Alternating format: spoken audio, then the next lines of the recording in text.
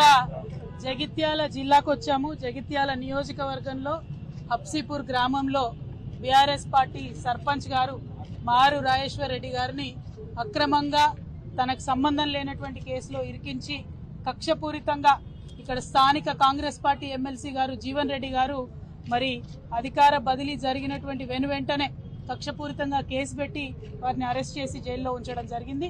30 ఏండ్లలో జీవన్ రెడ్డి గారి హయాంలో ఎన్నడూ జరగనటువంటి అభివృద్ధి బీఆర్ఎస్ పార్టీ మా డాక్టర్ సంజయ్ అన్న గారు గెలిచిన తర్వాత, కొప్పుల ఈశ్వరన్న గారు మినిస్టర్ అయినాక, కేసీఆర్ గారు సీఎం అయినాక హబ్సీపూర్ గ్రామంలో అంత అభివృద్ధి మనం చేసుకోవడం జరిగింది. జరిగినటువంటి అభివృద్ధిని ఓర్వలేక మరి అధికారం మారిన వెంటనే మా సర్పంచ్ గారిని జైల్లో వేయడం అన్నది చాలా దారుణం.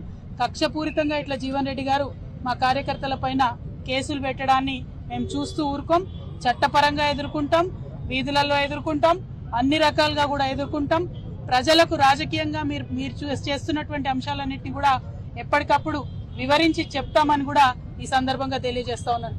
చాలా సీనియర్ నాయకులు జీవన్ రెడ్డి గారు కాంగ్రెస్ పార్టీ అధికారంలోకి రావాలే రావాలే రావాలే అన్నారు. మరి అంతకుముందు కాంగ్రెస్ పార్టీ అధికారంలో లేనప్పుడు, బీఆర్ఎస్ పార్టీ అధికారంలో ఉన్నప్పుడు ఫ్రెండ్లీ పోలీసింగ్ పేరుతోని ప్రజలను పువ్వుల్లో పెట్టుకొని చూసుకోవడం జరిగింది.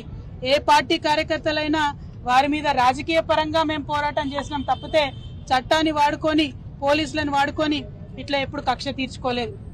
ఇది కాంగ్రెస్ రాజ్యమా, కాకీల రాజ్యమా అనే విధంగా ఇవాళ రాష్ట్రమంతా కూడా వ్యవహారం నడుస్తా ఉన్నది. ప్రతి నియోజకవర్గంలో ప్రతి చోట కూడా ఇటువంటి వైఖరిని కాంగ్రెస్ పార్టీ ప్రదర్శిస్తా ఉన్నది. కాకపోతే జీవన్ రెడ్డి గారికి మేము హితవు చెప్తా ఉన్నాం, ఇటువంటి వైఖరి ఎక్కువ రోజులు నిలబడదు, ప్రజలు తిరగబడతారు.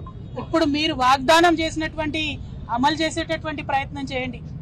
మీరు అలవి కాని వాగ్దానాలు చేసి అధికారంలోకి వచ్చినారు, వాటిని అమలు చేయండి, ప్రజల కోసం పనిచేయండి. కానీ ఇతర పార్టీ నాయకులు కార్యకర్తల మీద కక్షపూరితంగా వ్యవహారం చేస్తే ప్రజలే దాన్ని తిప్పికొడతారు. తెలంగాణ ప్రజలందరికీ కూడా వినమ్రంగా మేము విజ్ఞప్తి చేస్తా ఉన్నాం. నిన్న కూడా మీరు చూసినారు, యూనివర్సిటీలో శాంతియుతంగా ధర్నా చేస్తున్నటువంటి ఆడపిల్లల్ని జుట్టు బట్టి లాగి మహిళా పోలీసులు మరి పడగొట్టినటువంటి పరిస్థితిని మీరు చూసినారు. ఇట్లా పోలీసులు ఇటువరకు ఎప్పుడు కూడా తెలంగాణ రాష్ట్రంలో వ్యవహరించినటువంటి దాఖలాలు లేవు. మరి ఇవాళ కాంగ్రెస్ పార్టీ వచ్చినాక కొత్త ఒరవడి ప్రారంభమైంది. మరి ఇటువంటి అధికారం పోలీసులకు ఇచ్చి ఇది నిజంగా కాంగ్రెస్ పార్టీ రాజ్యమా, కాకీల రాజ్యమా అనే విధంగా చేస్తా ఉన్నారు. దీన్ని మేము తీవ్రంగా ఖండిస్తా ఉన్నాం.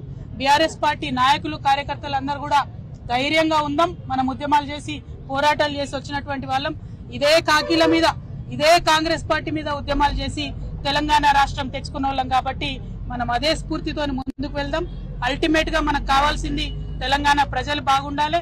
ఈ కాంగ్రెస్ పార్టీ చేసినటువంటి వాగ్దానాలు ప్రజల వరకు చేరే వరకు కూడా పోరాటం కొనసాగిస్తామని తెలియజేస్తూ జై తెలంగాణ, జై కేసీఆర్.